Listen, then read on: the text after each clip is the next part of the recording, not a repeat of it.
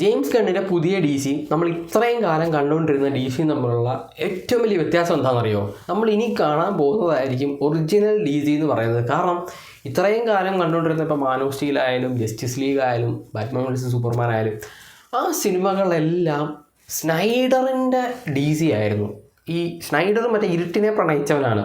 പുള്ളിയുടെ ഏത് സിനിമ എടുത്തു നോക്കിയാലും അതിനകത്ത് കുറേ ഇരുട്ടിൻ്റെ കയ്യരുകളിയാണ്. അതിപ്പം ഈ സൂപ്പർമാൻ്റെ അകത്തൊക്കെ എന്തിനാണ് ഇത്ര ഇരുട്ട്? ഇപ്പോൾ ബാറ്റ്മാൻ ആണെങ്കിൽ ഓക്കെ, അത് കുറച്ച് ഇരുട്ടൊക്കെ വെക്കാം. ഈ സൂപ്പർമാൻ നല്ല വെളിച്ചത്തിൽ സൂര്യ വെളിച്ചത്തിൽ നടക്കേണ്ട കാര്യത്തിനെയൊക്കെ പുള്ളിക്കാരൻ പിടിച്ചിട്ട് ഇരുട്ടിന് അഭിഷേകം ചെയ്തിട്ടാണ് കാണിച്ചിട്ടുള്ളത്. അതിപ്പം നിങ്ങൾ ഏത് സിനിമ നോക്കിയാലും എനിക്ക് തോന്നുന്നു നമ്മൾ ഇത്രയും കാലം കണ്ടതിൽ ഇപ്പം നോളൻ്റെ ആ ഒരു ബാറ്റ്മാൻ സീരീസ് മാറ്റി നിർത്തുക, അത് കഴിഞ്ഞിട്ട് നമ്മൾ കണ്ടതിൽ ആ ഒരു സൂയിസൈഡ് സ്ക്വാഡ് മാത്രമാണ് കുറച്ച് കളർഫുൾ, കുറച്ച് ഇച്ചിരി വെട്ടമൊക്കെ ഉള്ളൊരു സിനിമ എന്ന് പറയും. ബാക്കിയെല്ലാം സ്നൈഡർ സംവിധാനം ചെയ്ത എല്ലാ സിനിമകളും ഈ പറയുന്ന പോലെ കുറ്റിയിരുട്ടായിരുന്നു.